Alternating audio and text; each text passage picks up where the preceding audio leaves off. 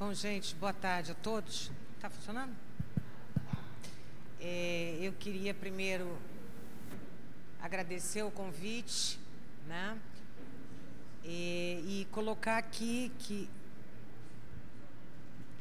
Agradecer o convite de estar aqui entre vocês e contribuir para esse debate que a gente está vivendo hoje no país.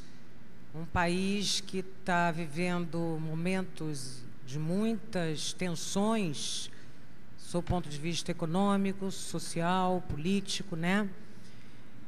Eu queria me apresentar, eu sou professora da Universidade Federal do Rio de Janeiro.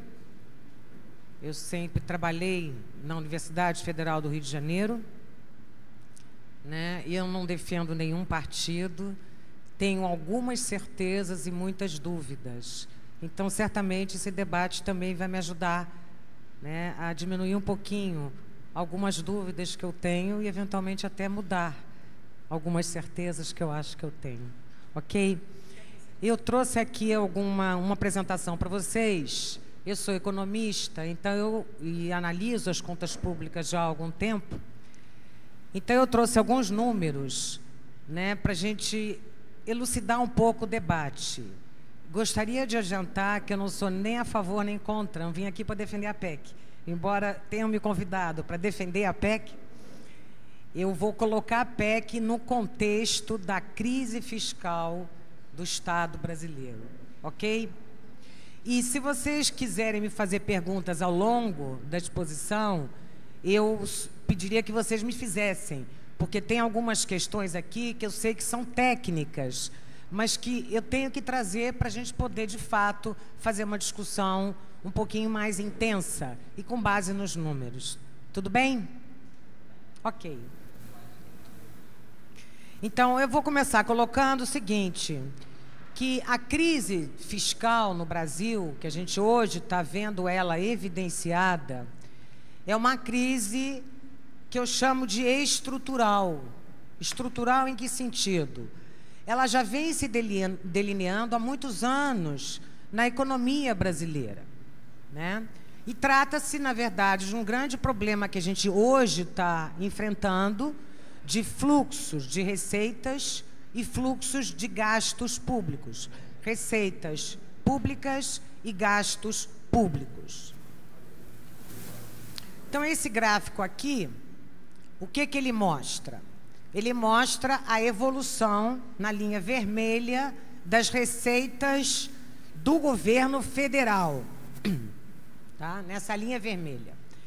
E a evolução dos gastos do governo federal. A série é longa, de 1997 até 2015, os dados são da Secretaria do Tesouro Nacional. Está tudo em percentual do PIB. Antes de eu chamar a atenção para o que está acontecendo aqui, eu queria colocar uma ideia. Como é que a gente pode, como é que o governo, tradicionalmente, vem financiando seus gastos? E quais são as maneiras possíveis de financiar gasto? A primeira maneira é aumentando a carga tributária, aumentando a receita. A segunda maneira é fazendo dívida, colocando títulos públicos em mercado, que todo mundo compra, e o governo remunera esses títulos através de uma taxa de juros. Então, o governo pega dinheiro emprestado com a sociedade para poder financiar esses gastos. E a terceira maneira que o governo tem para financiar um gasto é através da inflação, que é um mecanismo extremamente perverso. Então, qual é a ideia aqui de financiar gastos via inflação? Se a inflação acelera, as receitas públicas, que são basicamente impostos, e todos nós sabemos disso, estão indexados. Quer dizer, quando a gente vai pagar um imposto de renda, tem lá juros e correção monetária. Qual é a figura aí, correção monetária? Qual é o papel da correção monetária?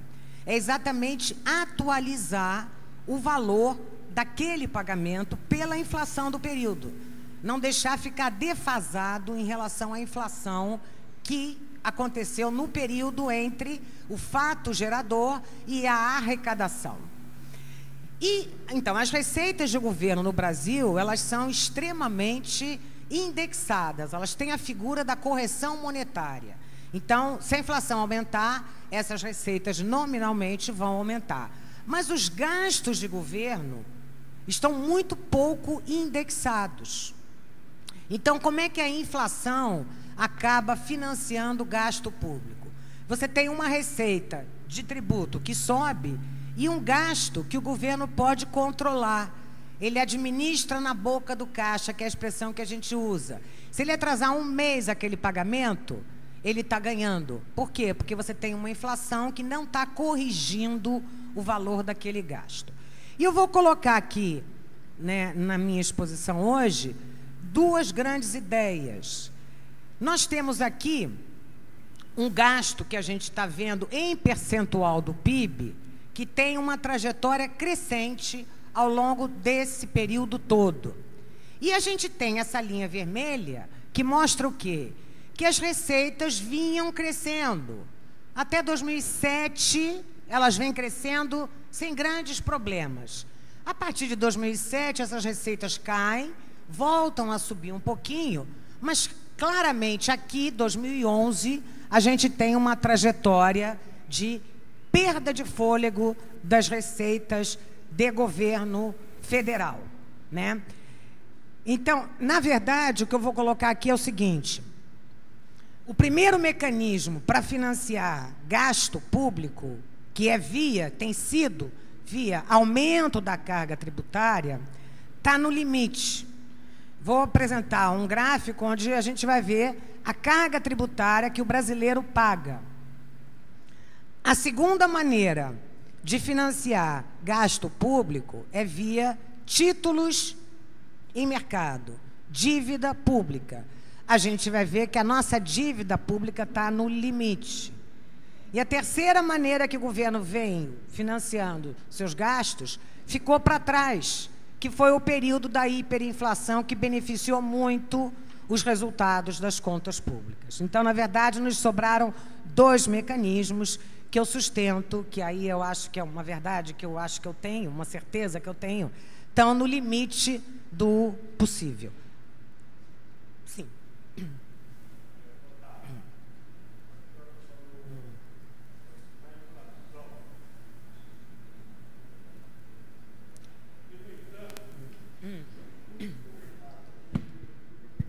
Oi. Vocês só...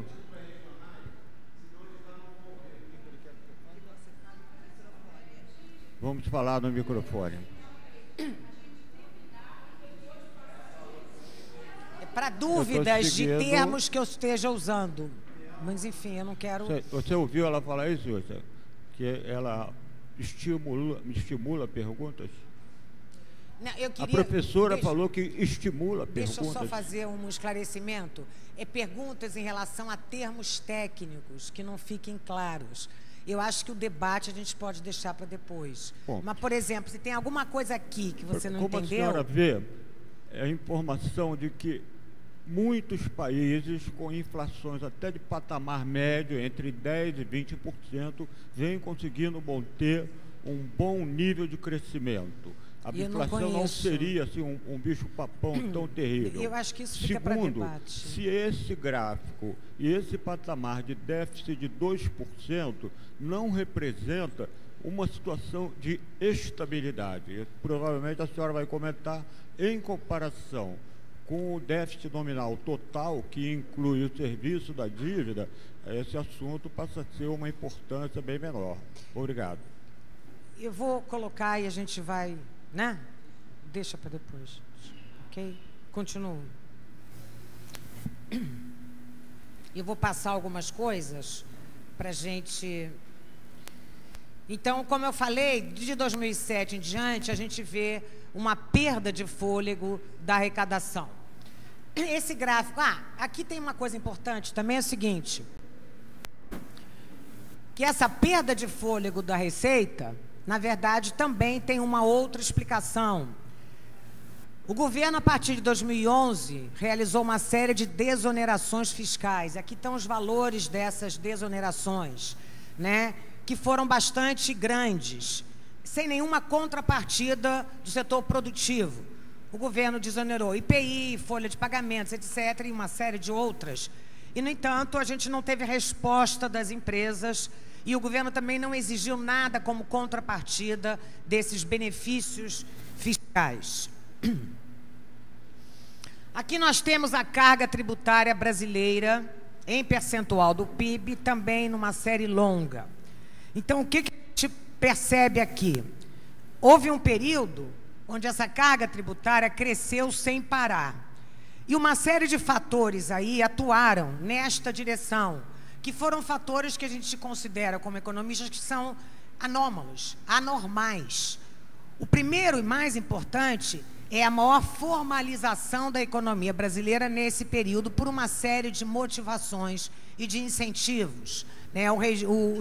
O regime simples é um desses incentivos, incentivando a empresa a pagar, a ficar dentro da legalidade. E essa carga tributária, a partir de 2007, ela vem perdendo fôlego e agora ela se estabilizou, virou algo normal. O que eu quero dizer que normal? Essa trajetória de subida da carga tributária, ela é surpreendente, ela é excepcional. O que eu quero dizer, a gente não deve esperar que nos próximos anos a gente volte a ter essa elevação da carga tributária. Como é que a gente lê esses números aqui? O último dado que a gente tem da Receita Federal nos diz que de cada R$100 de produção neste país, R$32,66 foram para a mão do Estado brasileiro. Isso é muito, isso é pouco? Então, nós temos aqui a carga tributária Brasil e América Latina. E o Brasil é campeão em carga tributária, né? O brasileiro paga muito imposto. Então, isso já coloca aquela primeira questão que eu levantei. Continuar financiando o gasto público com o aumento da carga tributária, eu acho que a gente chegou num limite. Eu acho que não tem nenhum brasileiro que quer pagar mais imposto. Tá? Com essa mudança aí, essa redução, né, da arrecadação e a continuidade do aumento dos gastos, o nosso déficit público subiu muito. Então, está aqui a medida de déficit público também em relação ao PIB. O ano de 2015, por exemplo, o déficit público chegou a 10% do PIB. Qual é o significado disso?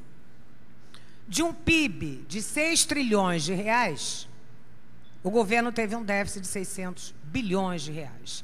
Déficit significa o quê? Que o governo tem que se financiar. Ele está devendo a alguém. Como é que ele pode financiar esse déficit? Novamente, pode subir a carga tributária. Segundo, pode emitir mais títulos. Pode aumentar a sua dívida. Tanto num caso como no outro, insisto, eu acho que a gente chegou num limite. Então, vamos falar um pouquinho agora da trajetória da dívida pública nesse período.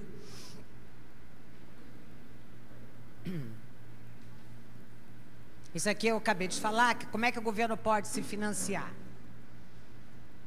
O aumento da dívida pública está aí. Qual é o significado de 70,72%, que é o tamanho da dívida pública em relação ao PIB? O PIB está em torno de 6 trilhões de reais, 4 trilhões de reais é o tamanho da dívida pública. E no caso brasileiro, isso é muito grave. Por que é muito grave? Nós temos uma taxa de juros, a tal da Selic, que ela está hoje em 14% ao ano. Então, sobre essa dívida, paga-se juros, porque senão ninguém vai comprar título público. Essa dívida, gente, ela está na mão, 80% dela está na mão de brasileiro. E não é só banco, não. Todo mundo que tem uma conta bancária, que tem uma poupança, que tem uma aplicação financeira, está em título público, embora nem saiba, mas está. Então, sobre essa dívida, se a gente fizer incidir uma taxa de juros de 14%, que é a nossa taxa de juros, A gente tem aí um pagamento de juros sobre a dívida pública que representa nada mais, nada menos que 9,8% do PIB. Então, aqui a gente tem um mecanismo altamente concentrador de renda. Porque, claro, quem é que tem título público? São os brasileiros da classe média para cima, né? Então, aí a gente tem um mecanismo altamente concentrador. Eu acho que esse é o limite que a gente tem para a dívida pública. E, além disso, o pagamento desses juros sai da onde? Sai do orçamento público. Ah, então vamos reduzir o juro. Seria uma solução para o caso brasileiro, se a gente não tivesse hoje uma inflação de 8% ao ano, numa economia que há 2 anos está em recessão. Isso contraria essas duas evidências, uma inflação de 8% ao ano e uma economia há 2 anos em recessão, contraria qualquer manual de macroeconomia, como eu brinco com os meus alunos. Quando uma economia entra em recessão, a primeira coisa que acontece é que a inflação cai. Mas a inflação brasileira tem mecanismos tão próprios que a gente tem uma economia em recessão há 2 anos e uma inflação de 8% ao ano, que é muito alta, principalmente considerando o contexto da recessão que a gente está vivendo. Então, é preciso reduzir a dívida pública. Então, aí a gente já esgotou os 2 mecanismos clássicos de financiamento do gasto público, né? A emissão de dívida e o aumento da carga tributária. É nesse contexto que eu queria colocar a PEC. Então, eu vou passar aqui alguns slides para não tomar muito tempo. Ah, uma coisa importante está nesse gráfico. Ali está a nossa dívida pública em 2015, e comparando ela com uma série de outros países. O Brasil tem a maior dívida pública em relação ao seu PIB, dentre os países emergentes. Aqui estão as economias emergentes. A média das economias emergentes é uma dívida pública bastante inferior à nossa. Temos aqui mais informações. Por exemplo, a média da dívida pública para as economias mais avançadas, os países mais ricos, é muito maior que a brasileira. Então, nesse sentido, o que eu acabei de dizer não é verdade. Nós não temos limite, essa dívida pode subir mais. Mas vamos lá. A nossa taxa de juros é de 14% ao ano. Sobre essa dívida incide 14% de juros. Qual é a taxa de juros que incide sobre essa dívida? O caso da economia americana, 0,25%. O caso da economia japonesa, 0%. O caso da economia alemã, juros negativos. Ah, então, por que a gente não reduz o juro? Porque a gente ainda tem uma inflação de 8% ao ano. Ok? Então, é nesse contexto que entra a PEC. Como é que o governo agora pode solucionar o problema para financiar esse aumento de gastos? Então, a PEC, isso aqui eu vou passar, porque senão vai levar muito tempo a minha apresentação. Eu queria só colocar esse gráfico aqui, e aí a gente entra na discussão da PEC. Esse gráfico, o que ele mostra? A participação relativa das despesas do governo federal na despesa total. Então, aqui, em vermelho, aparece, o ano é de 2015, que é o último ano fechado que a gente tem.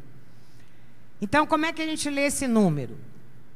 O pagamento, os gastos com o INSS representavam, em 2015, 37,89% do gasto total do governo federal, sem incluir nesse gasto total o pagamento de juros. Aqui está o pagamento do funcionalismo. Qual é o motivo do riso? É, mas é que a gente está falando das despesas primárias.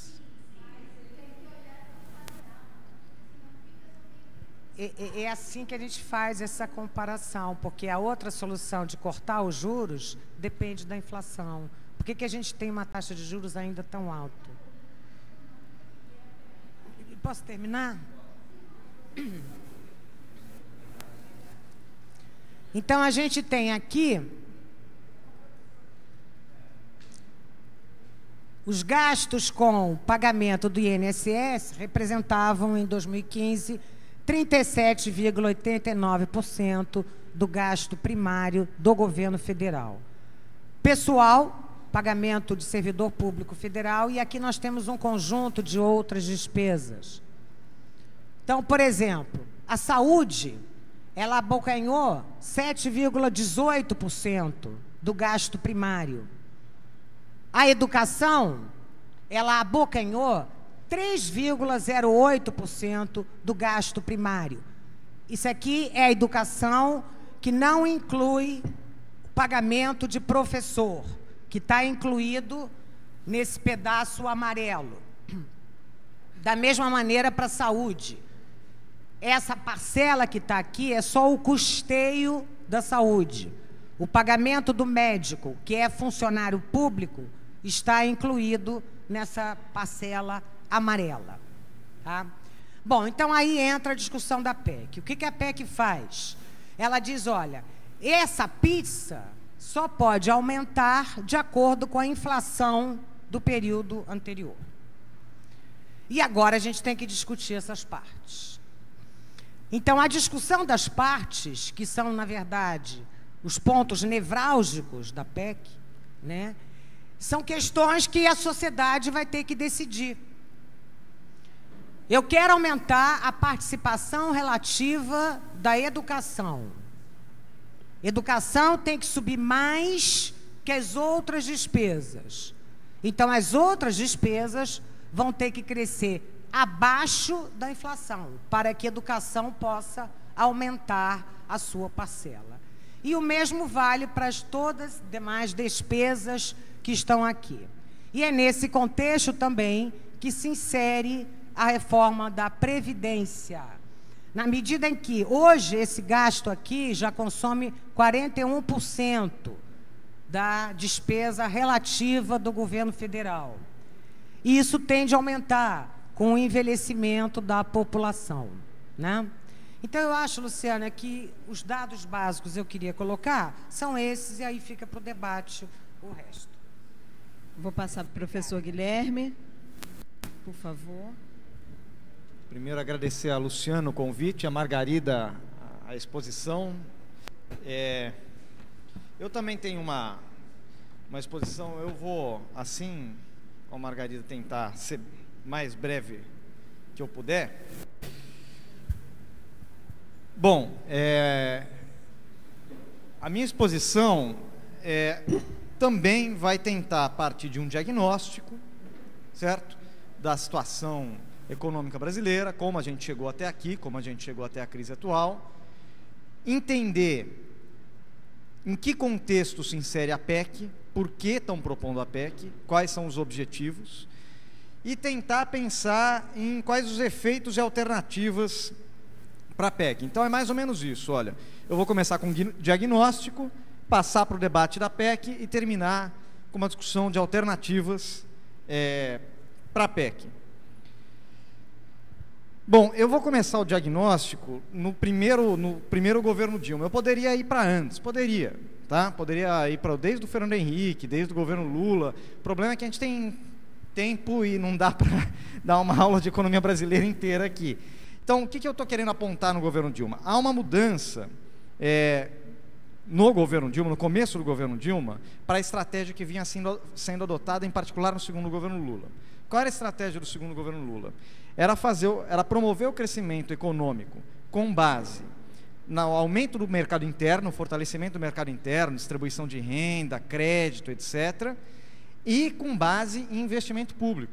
Então, o ritmo de crescimento do investimento público durante o governo Lula é muito acentuado, em particular depois da crise econômica de 2008. Como resposta à crise econômica, você aumenta o investimento público para tirar a economia da crise, certo? Essa foi a estratégia do governo Lula. Ele contava com um cenário externo favorável, ele contava com um cenário político favorável aqui dentro, e ele contava com bastante espaço para a redução da desigualdade, da pobreza, ampliação do crédito, etc. Quando a Dilma assume, a situação já não é exatamente a mesma.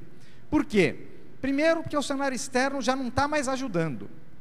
a crise já tinha se instalado. Então, um dos motores que puxava a economia brasileira, que nem é o mais relevante, porque a economia brasileira é relativamente fechada, mas ajudava, já não puxava mais. O segundo motor e o mais importante, que era o mercado interno, esse começou a desacelerar, a perder potência. Por quê? Porque as famílias já estavam mais endividadas, né? Mas não só por isso, porque existe uma coisa em economia que a gente chama de ciclo de duráveis. É o seguinte, se amplia o crédito, amplia a renda, as pessoas vão lá e consomem. Só que aí elas compram geladeira, compram fogão, só que elas não compram geladeira e fogão todo ano. Você tem um ciclo, você consome muito, investe muito, e depois que você consumiu muito, investe muito, isso desacelera. E a gente estava entrando na fase de desaceleração do ciclo interno. Então era desaceleração internacional e desaceleração do ciclo interno. Aí a Dilma tinha que decidir, o que eu vou fazer? E ela toma uma decisão. Ela adota uma estratégia que alguns de nós economistas chamamos de estratégia industrialista. Alguns de nós economistas, por um acaso, esqueci de me apresentar, meu nome é Guilherme Mello, sou professor da Unicamp. Tá? Qual é a estratégia industrialista? Ela podia ter apostado na ampliação do investimento público, assim como fez o Lula, ou na ampliação do investimento privado. Ela identificou dificuldades em ampliar o investimento público.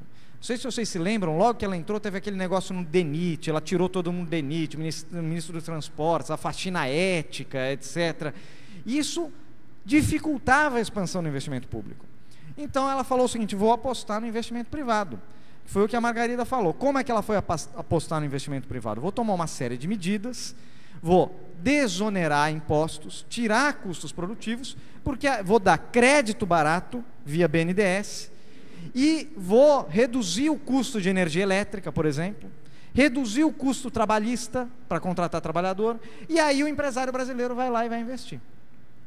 Essa é a tal da estratégia industrialista, que é a estratégia que vigora mais ou menos entre 2012 e 2013. Tá? Em 2011 ainda não, porque o pessoal não se lembra direito, mas assim que a Dilma assumiu o governo, ela fez um baita de um ajuste fiscal. Ela cortou investimento público, ela aumentou a taxa de juros, tudo por uma suposta necessidade de contenção da inflação, na época, não precisa, mas também para preparar o terreno para essa estratégia aqui. Essa é a minha visão. Eu acho que ela já estava preparando o terreno, e havia discussões com Delfim Neto, com Beluso, para preparar o terreno para quê? Para baixar os juros, para ter espaço fiscal, ter sobra de dinheiro em caixa para dar desoneração, e ela adota essa estratégia, certo?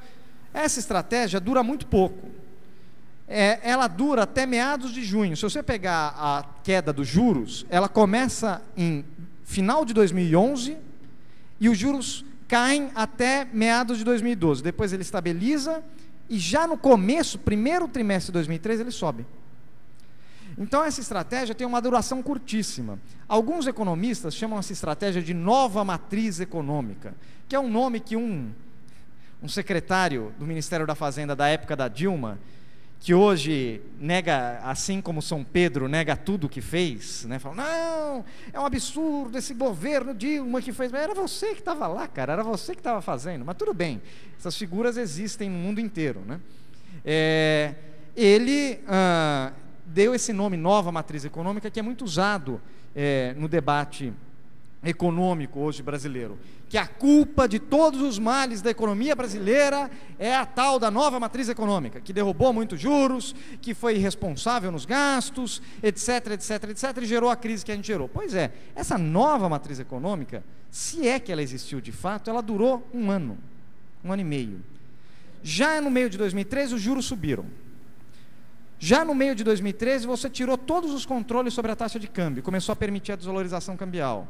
Aí você tinha perdido a estratégia, você estava administrando a crise já não tinha mais estratégia de crescimento. E a crise, na minha opinião, tem uma contribuição central com junho de 2013. A gente pode discutir isso, mas ali existe um ponto de ruptura no Brasil.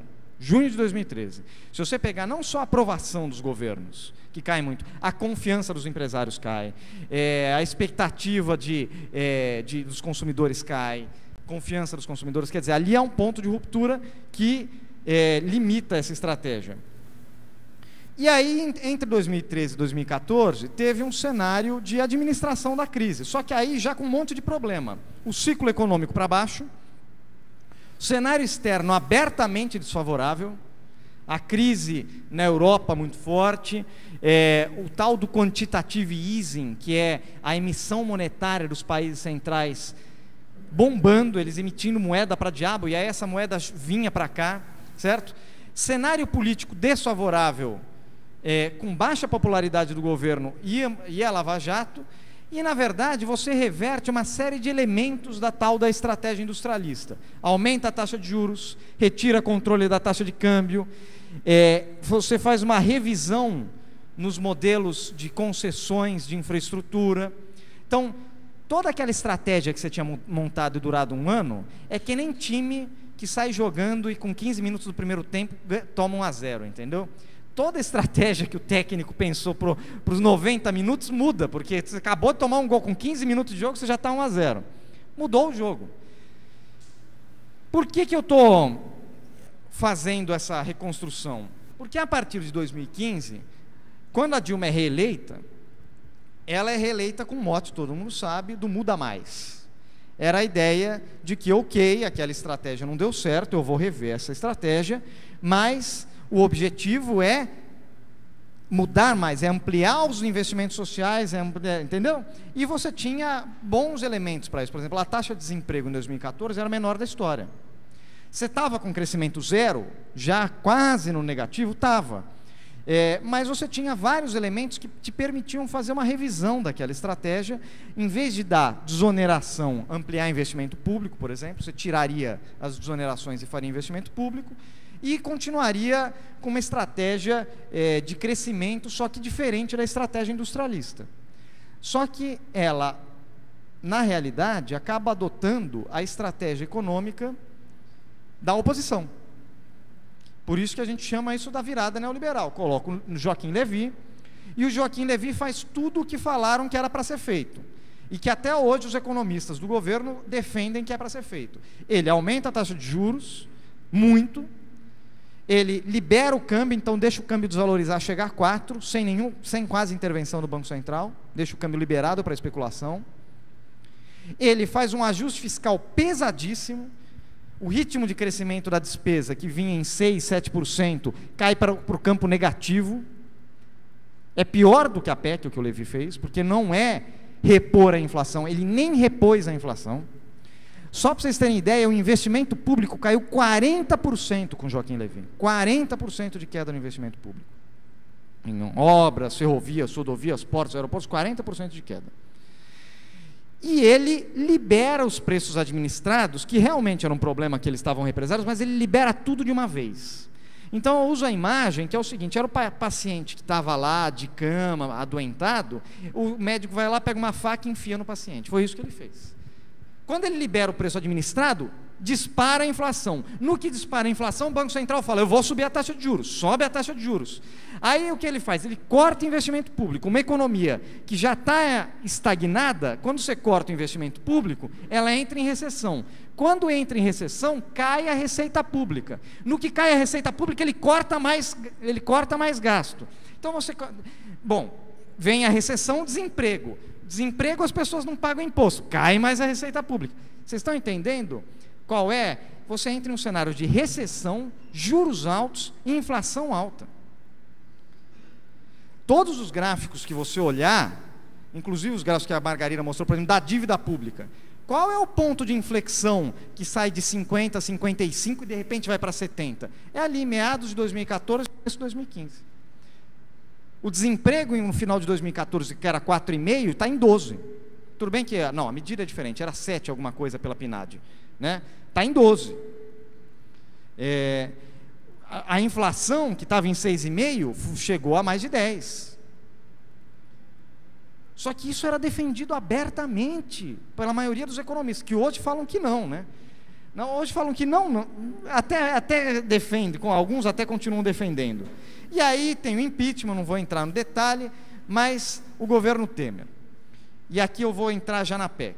O governo Temer, ele entra com um cenário externo terrível, cheio de incertezas, certo? A crise continua. Agora, o Trump foi eleito, gente. O Trump foi eleito, o real já foi para 3,40. Estava em 3,15.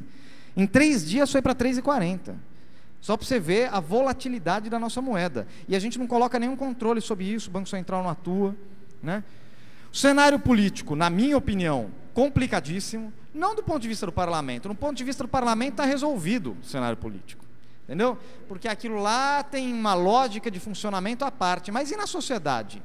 Bom, vocês viram aqui os policiais invadindo a Assembleia Legislativa. Isso vai começar a virar comum, gente. Vocês acham que é um ponto fora da curva? Não é. A popularidade do governo Temer é quase tão ruim quanto a popularidade do governo Dilma. Então, o cenário político é terrível, o cenário externo é terrível. E qual é a estratégia que ele adotou? Isso, eu vou falar por experiência, na minha opinião, adotou não com uma convicção de que essa é a melhor estratégia, mas como a saída que ele quer para conseguir o apoio de quem precisa. É a estratégia neoliberal. Não é que ele é convicto dessa estratégia.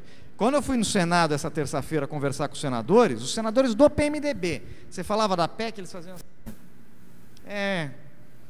fazer o quê, né? Só que se ele não aprova a PEC, ele perde apoio do principal partido aliado dele atualmente. E se ele perder apoio, acabou o governo. Então, qual é a estratégia? A estratégia da PEC é a estratégia, na minha opinião, não só da PEC, mas de todas as medidas, de você desconstruir a Constituição de 88. Essa é a estratégia que está por trás. E eu vou tentar explicar o porquê a PEC representa isso. Falando sobre a PEC rapidamente, eu quero aqui contrapor uma visão de que a nossa crise decorre de uma crise fiscal. Eu não estou falando que não temos uma crise fiscal. Estou falando que a crise econômica não é decorrência da crise fiscal, e sim que a crise fiscal é decorrência da crise econômica. É a questão do sentido da causalidade. O que causou o quê? Foi a recessão, certo? Que promoveu a queda das receitas e nos trouxe a essa situação. Foi o aumento da inflação e dos juros que provocou a saída do déficit nominal, que a professora Margarida mostrou, de 4, 5, para 11. Entendeu? 11% de 10 é alguma coisa de déficit nominal, sendo que 9,8 é juros. 9,8 é juros. Então, o que eu estou aqui tentando colocar é que a crise fiscal, na verdade, na minha opinião, ela é uma decorrência da crise econômica, que é muito mais multifacetada e complexa do que assim. Porque senão, se fosse o problema a crise fiscal, a gente chegaria na seguinte conclusão: resolve a crise fiscal, resolve a crise econômica. É a aposta da PEC. Só que o que eu vou tentar mostrar é que a PEC é um pouco mais complexa do que isso. Por quê? Pelo motivo de que ela também não resolve o problema fiscal. E é isso que eu vou tentar mostrar. Agora, rapidamente, antes de ir para essa questão, o que os economistas mais ortodoxos defendem, e os economistas que defendem a PEC defendem? Primeiro, por que os problemas fiscais só apareceram agora? Porque se a gente tem uma crise fiscal, por que ela só apareceu agora? A gente ficou 10 anos reduzindo a dívida pública. Seja a dívida líquida, seja a dívida bruta. Só para vocês saberem, a dívida líquida é aquela que você considera tudo que você deve, menos tudo que você tem. Então, por exemplo, você abate da dívida líquida as reservas cambiais que o governo tem. Tá? Essa é a dívida líquida. Esse é o verdadeiro indicador de solvência do Estado brasileiro. É como se eu falasse: o senhor deve R$100, mas o senhor tem R$70 na carteira. Então, sua dívida líquida é de 30. Entendeu? Esse é o tamanho do rombo que você tem. É 30. Você vai ter que conseguir. No caso do governo, então, a dívida líquida estava em torno de 32%. Era 50% em 2002, caiu para torno de 34%, desculpa. Em torno de 34%. E a dívida bruta, que era 70%, caiu para algo em torno de 50%. 50 e poucos por cento. Então, durante 10 anos, até um pouco mais, a gente teve queda do endividamento. Certo? Durante 10 anos, nós fomos o país do mundo que mais fez superávit primário. No mundo. Aí vamos falar: mas é a crise fiscal. Bom, até 2014 não tinha crise fiscal. Aí qual é o argumento? Não, mas a crise fiscal é porque o governo, a partir de 2014, gastou muito, foi a farra da gastança. Daqui a pouco eu vou mostrar os dados para vocês verem que não é bem assim. Agora, tem um problema estrutural, isso é verdade. As despesas, elas aumentam sistematicamente acima da inflação, acima do PIB. Então, elas vão crescendo. Enquanto a arrecadação crescia junto, não tinha problema. Agora que a arrecadação caiu, o problema apareceu. Tem algumas coisas que eu acho que é importante.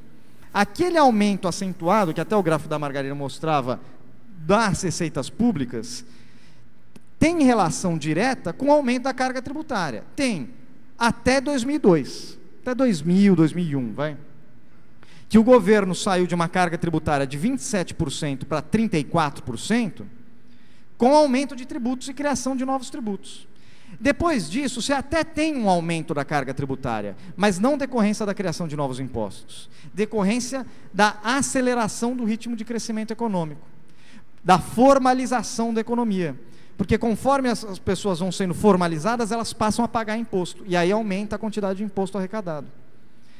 Então, existe diferença entre o aumento da carga tributária na década de 90 e o aumento da carga tributária na década de 2000. Primeiro que uma é muito maior que a outra. Segundo que um é baseado em aumento de imposto e outro é baseado em aumento no nível de atividade e formalização, né? Vamos ver então quais são os dados sobre os gastos ao longo do governo Dilma. Isso aqui é uma tabela, infelizmente está pequena, mas é uma tabela do governo federal atual.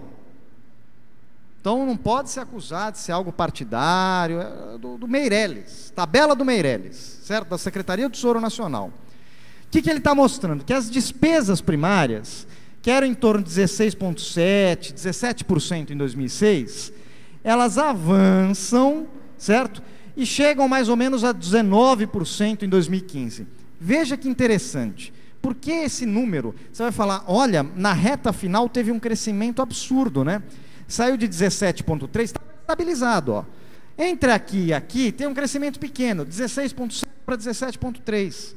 Crescimento 0,6%, crescimento pequeno. Mas depois dispara. Então se gastou muito. Não. Como não? E como aumentou a despesa? Bom, isso aqui é um cálculo em relação ao PIB. Então, quando o PIB cai, é numerador e denominador, é gasto dividido pelo PIB. Quando o denominador cai, essa relação aumenta. Você pode não ter gastado pode ter gastado menos, mas como o PIB caiu mais do que a sua queda de gasto, o número aumenta. Bom, e onde foi gasto esse dinheiro? Foi em pessoal? Pois é, não. Olha o gasto com pessoal controladinho aqui, ó. Sai de 4,4%, mesmo com a queda do PIB, hoje em dia é só 4%. Hoje em dia, em 2015, só 4% do PIB. Então essa história, não, é o negócio do aparelhamento, um monte de cargo distribuído, não é, não está no dado, pelo menos. O que aumenta? O gasto com transferência para as famílias, isso aumenta. Transferências para as famílias, isso aqui é só o gasto primário, não é com juros, daqui a pouco eu vou falar dos juros. O gasto com transferência primária sai de 8,3%, vai para 9,4%. Esse tem um aumento. É uma escolha política do governo, aumentar o gasto em transferência para as famílias. Uma coisa que aumenta bastante é LOAS e benefícios da Previdência. É verdade. Daqui a pouquinho eu vou falar sobre Previdência. Tá? Outras despesas correntes também aumentam bastante, certo? Saem de 3,2% para 5,3%. Com destaque, outro destaque, a despesa com investimento, que sai de 0,7% e chega a 1,2% do PIB no governo Lula. Olha a queda no governo Dilma. Vai para 1%, vai para 0,8%.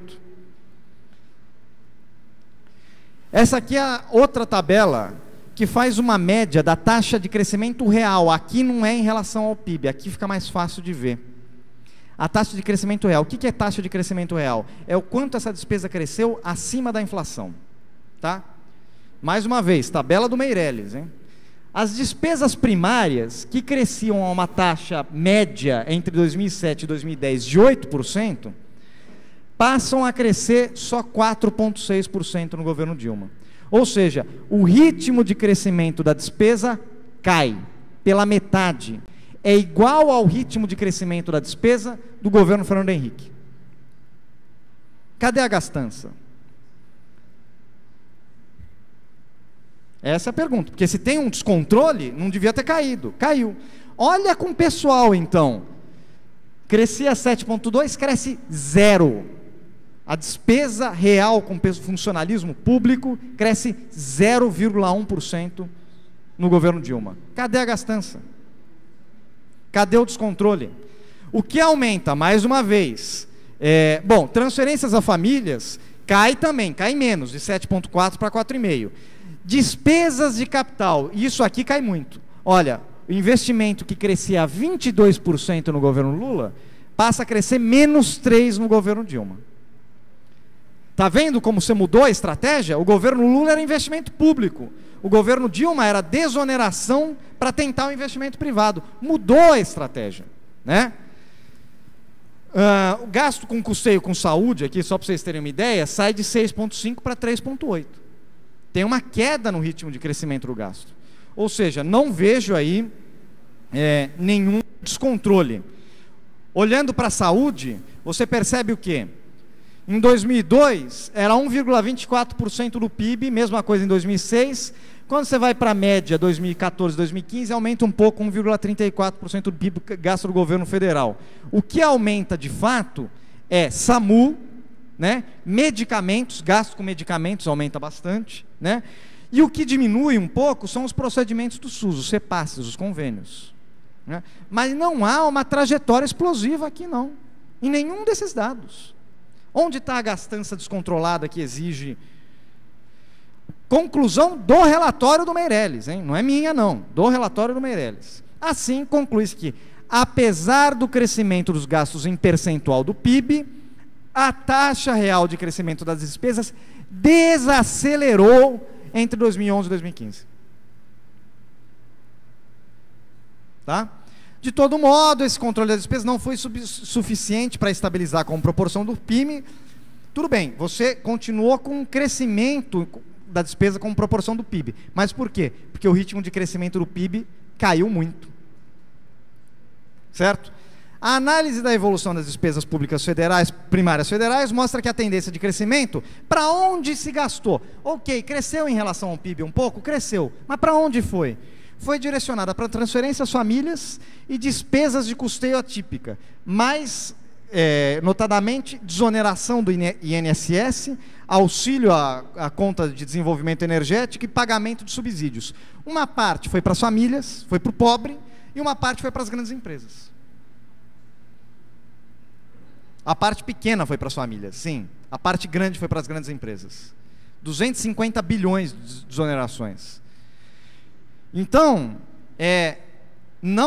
eu não consigo ver esse cenário de crise fiscal decorrente da gastança. Certo? Pelo menos não aparecem nos dados, nem no relatório do Meirelles. E a PEC, ela parte de um diagnóstico, diferente desse que eu acabei de fazer, que o problema central é o crescimento das despesas, o crescimento das despesas primárias, e que esse problema central precisa ser atacado imediatamente, porque é ele que vai fazer a retomada da economia. Esse é o diagnóstico da PEC. Eu tentei mostrar aqui que nos dados que eu trago, na minha opinião, esse é um diagnóstico incorreto. Em primeiro lugar, porque o problema fiscal hoje, conjuntural que nós estamos vivendo, tem muito mais a ver com a queda da receita do que com o aumento descontrolado da despesa. Não há aumento descontrolado da despesa. Em 2015, a queda da despesa, certo? E mesmo assim o problema aparece. Ele tem muito mais a ver com os juros, com a carga de juros, e aí inclui-se não só os juros da dívida pública, os swaps cambiais, um monte de coisa que está dentro dos juros, que isso representa 85% do nosso déficit no ano passado. Ou seja, a gente está mirando 10% do problema e deixando 90% do problema passar. Porque a PEC não mexe nisso. Ela não mexe no nosso real problema fiscal.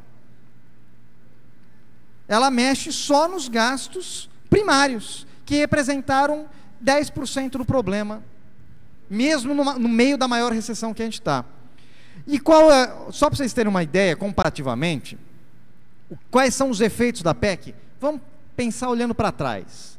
O que essa PEC causaria se ela tivesse sido adotada lá no começo do governo Lula? Bom, o orçamento da saúde, que foi de 102 bilhões, atualmente, mais em 2014, 2015, seria de 65 bilhões se a PEC tivesse sido adotada lá no começo. Seria metade quase. Metade não, 60%. O orçamento da educação, que foi 103, esse sim seria muito menor. Seria de 31 bilhões. Por quê? Porque a PEC... Eu vou passar isso aqui. Isso aqui é sobre é a tabela com o mesmo dado. Eu vou passar, porque a PEC é o seguinte: você fala assim, eu vou estabelecer um teto para os gastos, né? O gasto público primário, não com juros, o primário, ele só pode crescer a inflação do ano anterior. Ótimo. Só que o que isso quer dizer?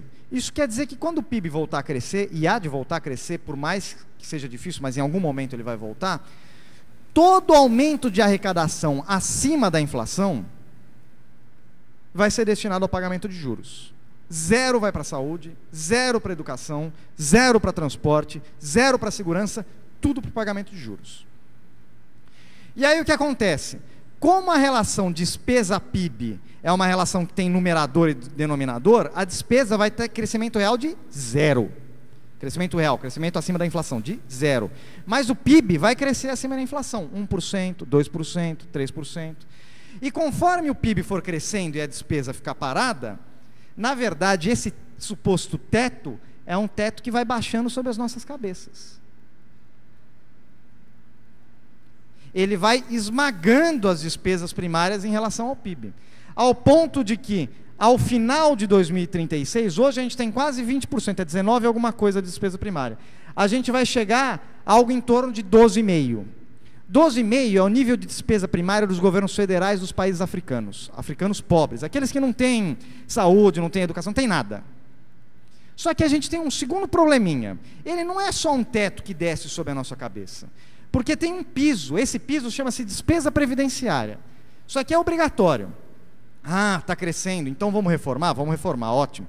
Só que tem um problema, mesmo se você reformar, colocar 65 anos, fingir que a gente é a França e que todo mundo tem a mesma expectativa de vida e começa a trabalhar só com 25, vamos fingir que a gente é a França? Vamos fingir. Vamos desatrelar o mínimo dos benefícios sociais, vamos fazer toda a mudança, ótimo. Mesmo assim, o gasto com previdência vai aumentar. Todas as projeções mostram isso. Bradesco, projeção do Bradesco mostra isso. Por quê? Porque a população brasileira está crescendo e envelhecendo. Como ela está envelhecendo, o gasto com previdência vai aumentar. Então, é o teto que está descendo sobre as nossas cabeças, você vai sair de 19 para 12, e é o piso que estava em 8,5, vai chegar a 10. Aí, bom, sobra isso aqui, ó, um dedinho para o resto das despesas.